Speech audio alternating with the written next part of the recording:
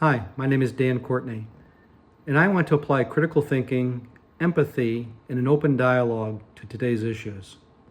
Today, I want to talk about Trump's threat to democracy. We've all heard the pundits. There won't be any guardrails in the next Trump term. He's a would-be dictator. He's an autocrat. But what do we think would actually happen? Well, we can't predict the future, but I think someone's past behavior is probably the best indicator of what would actually happen. So for Trump, he has a well-documented history of unethical and flat-out illegal behavior. The Trump Foundation, Trump University, and even the Trump Organization itself have all been found in a court of law to be fundamentally fraudulent. Trump himself has been found guilty of multiple felonies and is waiting sentencing in criminal court. In civil court, he's been found liable for sexual assault and defamation, and he's still facing trial and charges in Georgia and 2 other federal charges. So history shows us that Trump will behave unethically, if not veer into illegal behavior if it serves his purposes. But specific to our democracy, how has Trump threatened our founding principles? Well, if you haven't read the 800 pages of the January 6th report, don't worry, I've read it, and I will give you a very brief recap of what it tells us.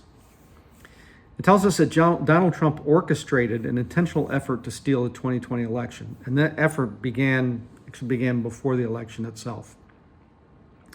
He then claimed that he won, even though he knew he lost the election, and then used knowingly false claims of voter fraud to coerce state elections officials to try and reverse the election in key battleground states. Failing that, he coordinated a fake elector scheme which would give Vice President Pence the pretext to either replace or, at a minimum, reject the legitimate electors.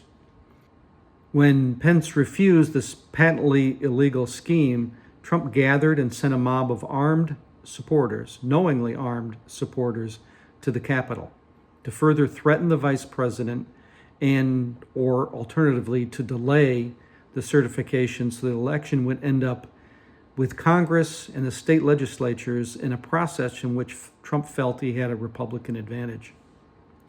Had it not been for the courage of the vice president and the House leadership that got the certification done as soon as possible, Trump very well could have stolen the election. So here we sit, with 3 weeks before the 2024 election. Trump will claim to win, even if he loses. He will try every means possible, legal and illegal, to steal this election. But not being the sitting president, his options are limited. If he wins, however, the real risk to democracy comes 4 years later. Trump is constitutionally limited to 2 terms, but just like his friend Vladimir Putin, who was limited to 2 consecutive terms, it's really not an obstacle.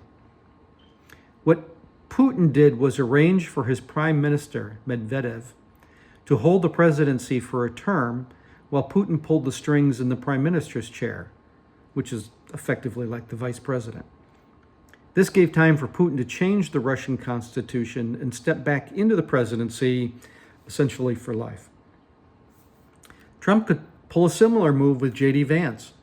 He'd also have 4 years to consolidate control over the Department of Justice, the courts, the military, and even the state elections apparatus, ensuring that Vance won. I have no doubt that the Supreme Court, the same court that gave Trump the power to kill his political rivals, provided it's an official act of the commander-in-chief, would find some way to get around the constitutional limit of 2 terms for a president. Then Trump could step back into the presidency if he wanted. He'd be 86 years old by that time. Maybe he would just pass it off to his children. Either way, any real democracy would have been destroyed. That's Trump's threat to the United States and to democracy. Think it's not possible? Tell me what you think would actually happen. Give me your best argument for what you think the future holds with a Trump victory. Thanks.